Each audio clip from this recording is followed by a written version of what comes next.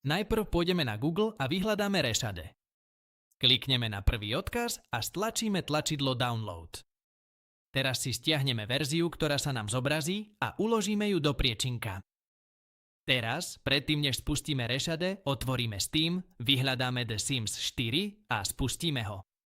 Keď sme v hre, otvoríme menu, klikneme na možnosti a dole vpravo aktivujeme DirectX 9. Robíme to preto, aby sme sa vyhli problémom pri používaní Reshade. Je čas spustiť Reshade. Hľadali sme Reshade a otvorili sme ho. Teraz je čas vybrať hru, ktorú chceme použiť, v tomto prípade The Sims 4. Je dôležité vybrať verziu s názvom DX9. Klikneme a stlačíme ďalej. Uistíme sa, že v tejto možnosti je vybratá možnosť DirectX 9. Stlačíme ďalej, vyberieme efekty, ktoré chceme použiť, v mojom prípade iba prvé 3, stlačíme ďalej a potom dokončíme. Musíme si stiahnuť požadované predvoľby. Idem si stiahnuť toto.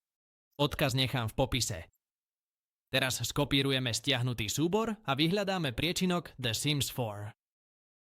Otvoríme ten s názvom hra, ten s názvom bin a vložíme doň súbor.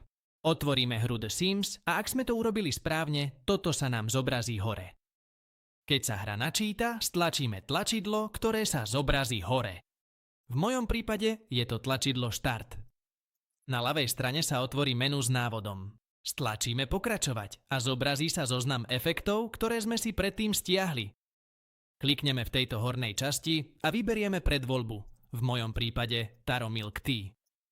Môžeme tiež vyskúšať a upraviť ďalšie efekty ako tieto.